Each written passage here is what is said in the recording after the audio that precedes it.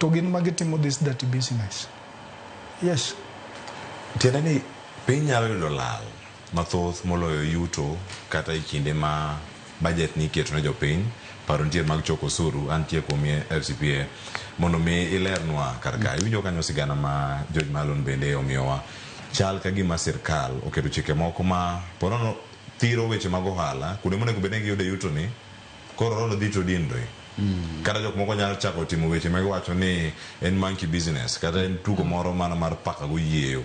ni ero imanya ka aya onge ka dhi timo ohala moro koni kata koro adino rodno kabisa acho nyaya an koro ohala ni atime yo mopondo sirkal ok dhi yudo osuru mare dipo ni kanye kama sirkal inyalo dhire kama tesa mano en adiera kendo gima johala ni owacho tut makata an majabedo nga meetings momoko mag ng'ado rieko giki pok nang'eyo ang'eyo wach ni chon di nyocha gole kanyocha wawuoyo gi jo parliament juma mokalo cha dina gole kendo mondo gilos kanyo to pod okolewo ahinya pod anyalo temo mondo ka wachno ayuda ne kantie kama inyalo soye to kama ne kinde ma ng'idhi nyime mar duoke ji kaka jo ohala kaka George matimo ohala ma isiwinjo kanyo sigani kama gintiere gin bende sirkal oyudo thuolo mar dhi kata penjogi koso iyudogi ga yo machal nade paro mopogore opogore ma koro jolony biro to koro lose kata chwalo gi od bura public participation e weche mag budget gi kama gintiere porono jo kata kiyieri paro ma kamano be ichoko kuom Okay, wan gi representatives wan kaka a member mar gimilo ne KIFWA. KIFWA en Kenya International Freight Forwarders and Warehousing Association. Wan gi joge wa motelo nwa ma winjo bed ni yuakwa gitero ne government. Iluongo gi e buche gi. To report magiduogo nwa en ni bwana gigo make gi jok matek makitemo ni dwa tuomo gino. To in migwe yoko. Koro mano nyiso ni sirikal oketo koke gini nitie jok manie sirikal moketo koke gi gini machieme tiende no waro mwandu gi pesa mayot oko to biro donjo ka taxes mo ochulo ka en pa kilo to chako uso mwandu e nengo ma kawaida kopogore gi jotelo un kaka jokanyo mar KIFWA kaka untiere kanyo KIFWA osechok maru kopogore gi jotelo madhi kocha pok waneno ka gibiro kuma wantie depo ni mane rem mantiere kama wantie mar ISPAC Public Finance and Tax Committee ma ana member kendo nan jakome higni moko chien kanyo gimoro ni sirkal okete kokeno ok chandwa wawacho gi kawa dhi treasury wawacho gi kwa romo gi jo parliament gi review kendo wawacho gi kawa romo gi KRA momiyo wach ma osiepani owacho en wach ma moriere tir maka waketo piny to kendo walere gi chik ok walere gi dhowa arungu moro bende kwating'o wach mana ni chik ma kama wacho kama to kutimo magima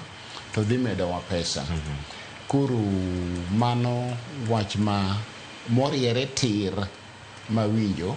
ma wanyalo konyo gi rieko kamano to nitie gino mane lero nitie gima na wuoyo mokwongo cha ni ok mana mano kende gima chielo kendo ma sirikal otimo ma nyalo mayo piny pesa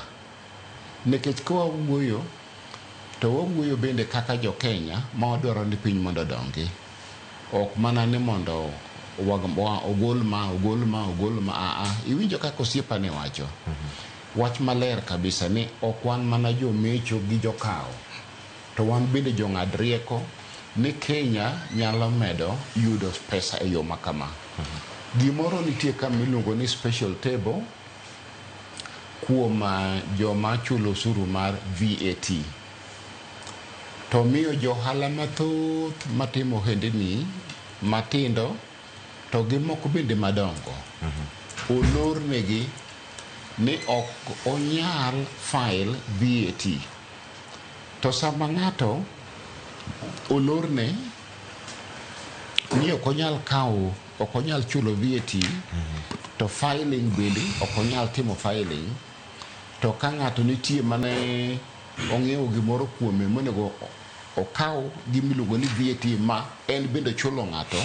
mondo ong'ad kuom VAT ma en uso, tiyudo ni gino nolor. To nolore gi wach maber, ok wach marach. Ne nitie jomoko mane jomibadhi mathoth mane tiyo kod yor VAT mondo magodo sirikal pesa. To gima lit ma bende rach ma wasewuoye kata nyoro nyowana KRA kanyo waloso wechego eko en ni uloro ne ji to konchiel uywago pesa. Ma ichalo ng'at madwa dhi Kisumo to iidho mitoka kata ikawo ndiga kata ikawo ang'o tiwuok ichomo Mombasa iwacho ni dhi chopo Kisumo, tiende ni ikedo kod gima in iwuon idwaro. Ma kendo wach machielo mamiyo sirikal pesa dok piny e yor VAT nikech ogeng' ne ji